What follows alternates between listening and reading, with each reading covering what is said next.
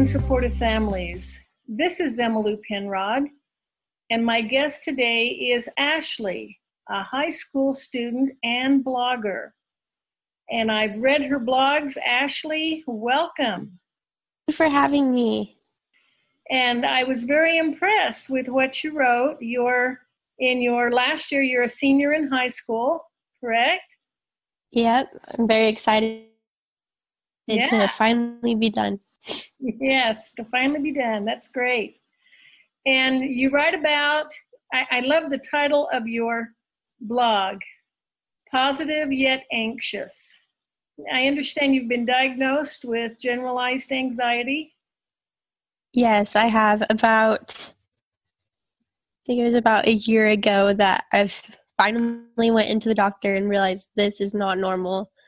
And they told me this is anxiety. And in your blogs, you write about you described anxiety as a devil on your shoulder, which I think is a beautiful analogy. Yeah, I feel like anxiety is, some people think it's just being scared.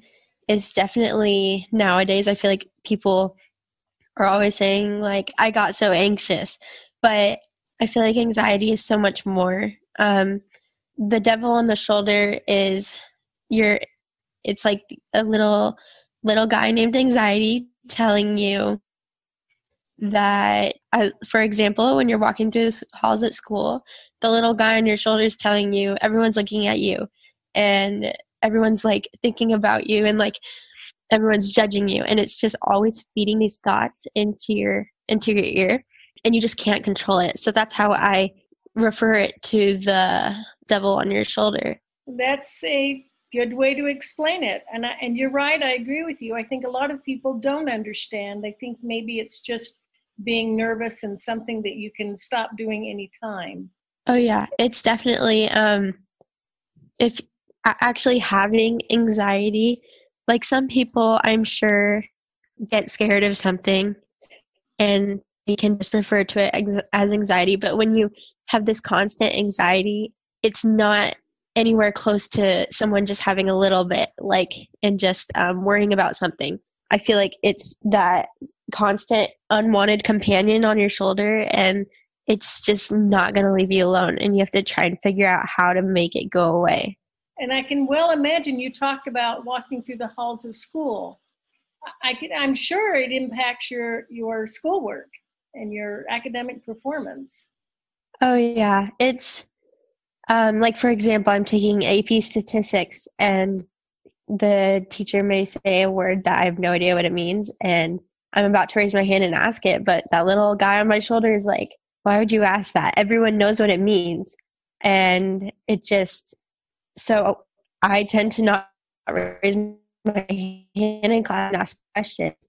It's little things like that. Like, I don't like to just get up and go get a tissue during class because I don't want people to be looking at me, because I feel like that guy on my shoulder is going to be telling me everyone's looking at you, everyone's judging you right now. And so and I realized when I was diagnosed with this that that's not normal to have thoughts like that. And so that's when I realized, okay, something is not like right in my mind. And so that's how I kind of started trying to deal with this. And I can well believe if you don't even feel comfortable asking the teacher for help or asking questions, that, yeah, that's definitely going to impact your academics. Now, yeah, in your blogs, you've put a lot of work this past summer into improving yourself. Can you talk about that?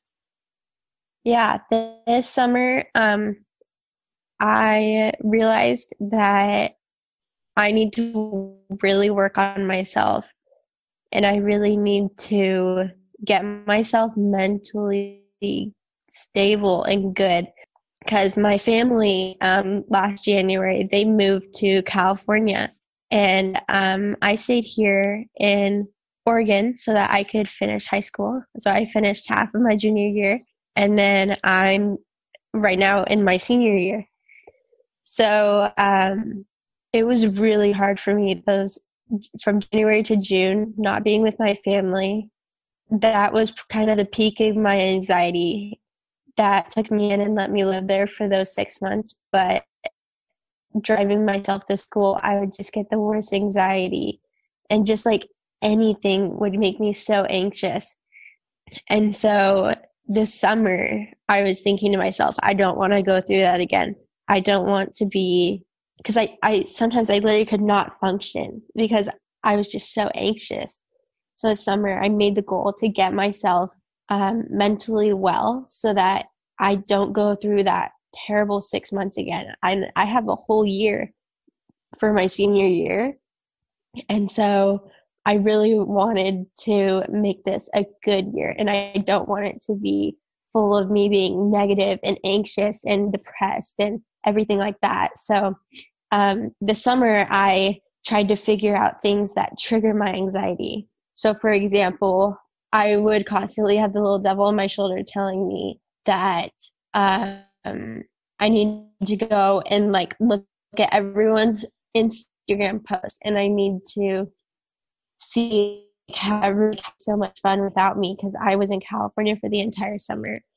And just things like that. My anxiety would tell me I'm not good. I'm not as good as these girls that are posting pictures and stuff like that. So I got social media out of my life, and I feel like this is probably one of the best moves I could have taken because, and I have not regretted it. I still have my accounts and everything, but I only log on to post a picture or something like that. But to get this out of my life, it was definitely a trigger for me.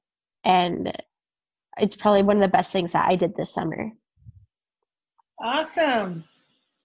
And I know you wrote as the summer came to a close that you were, that, oh no, I'm going back to school, that was a challenge for you.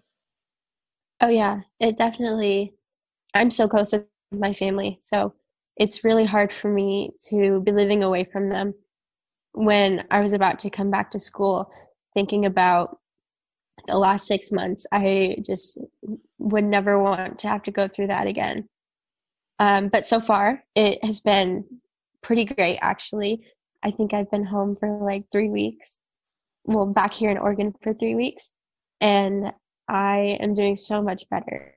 I have been able to enjoy like my everyday life. I used to just hate waking up in the morning because my days were just full of just me being anxious and scared of everything.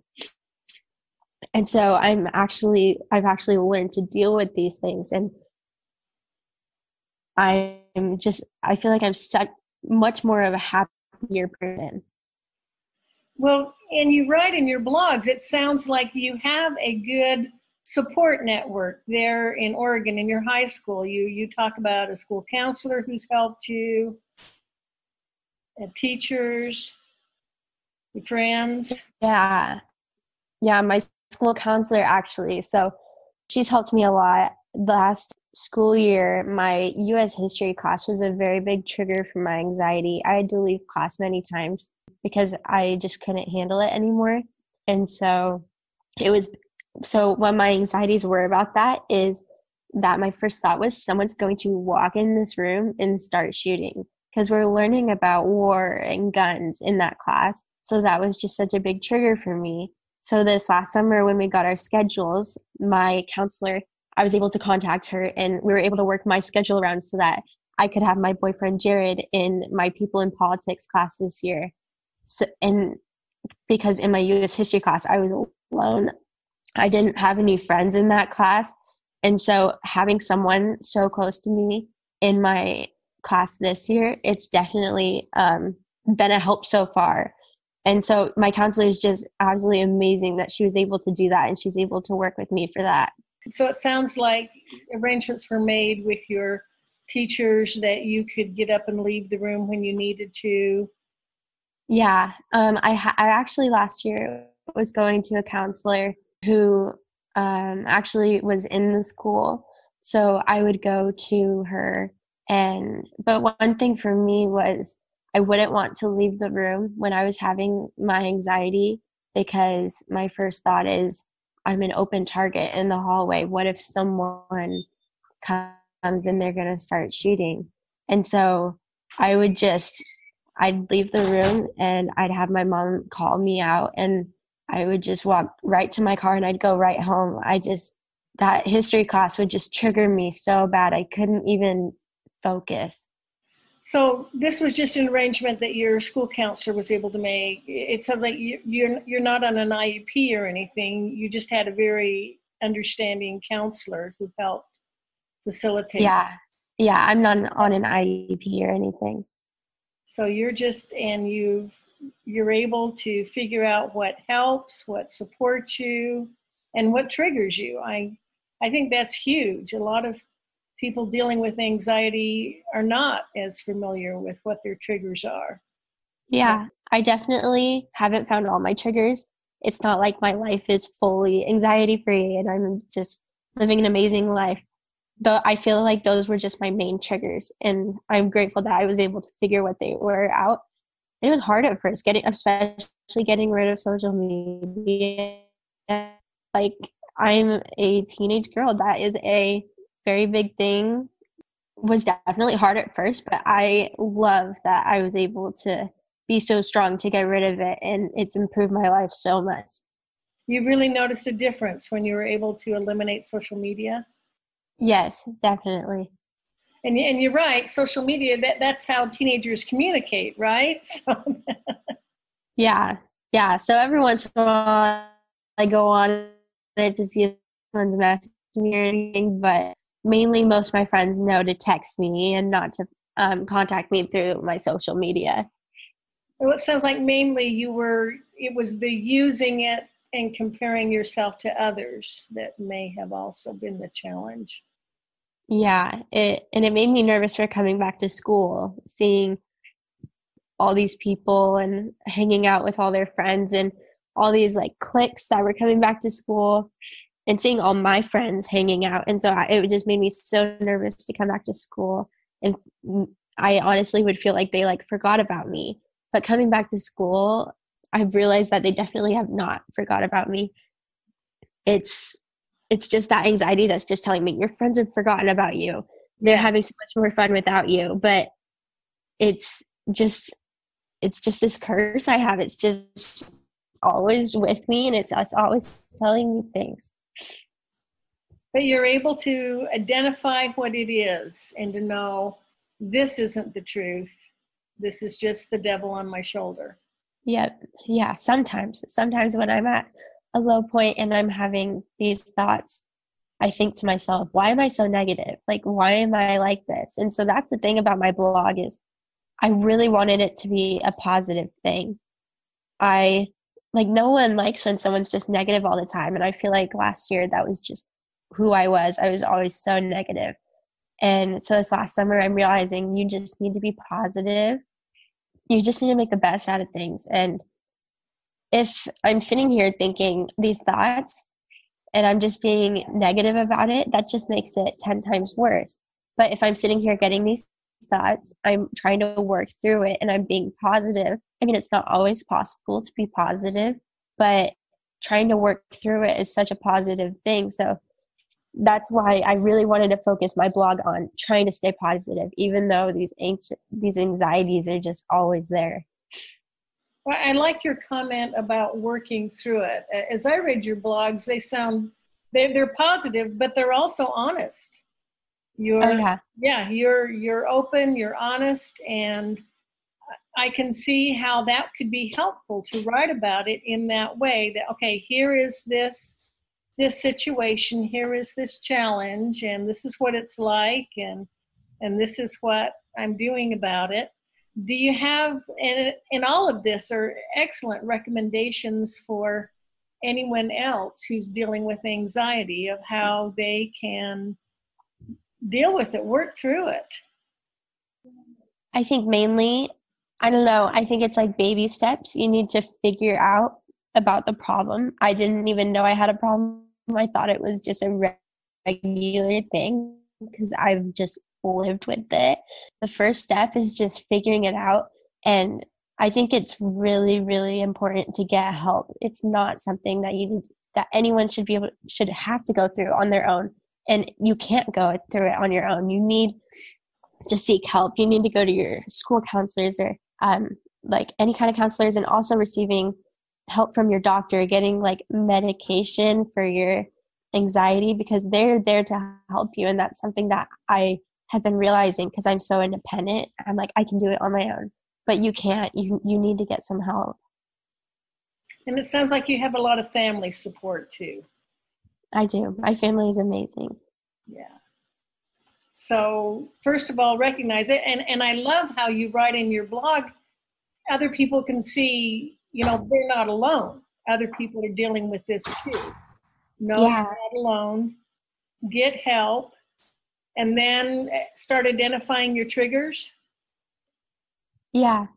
I think definitely with the realize you're not alone. I feel like part of my reason for putting out this blog was to see if anyone actually could relate to it. And I was really nervous at first, because I was thinking, what if no one else is like this? Like, what if I'm just crazy? So I put it out, and I do post about once a week, and the feedback that I get, it makes me feel like I'm so not alone. There's in no way am I alone. And so many people have reached out to me saying they thought they were alone.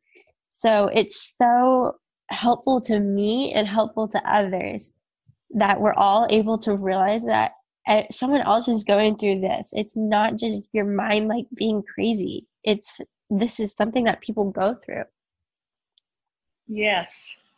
I think you're helping a lot of people. I really admire what you're doing, Ashley. Thank you. That's my number one goal, is to help at least one person. And I've had so many people reach out to me and tell me, like, you are reading my mind, and they're just like saying that they've been helped, and they're realizing that they need to find their triggers and stuff like that. So yeah, that was definitely my one goal, and I feel like I've definitely accomplished it, and I hope to be able to help more people. All right. Well, your blog is Positive Yet Nervous. No, not yet anxious. Positive Yet Anxious, right? Positive Yet Anxious.blogspot.com. Okay, and I'll have the link on my page. Ashley, thank you so much for your time. You're welcome. Thank you so much for having me. You bet. Enjoy your senior year. Thank you. Have a great day. You too. Thank you.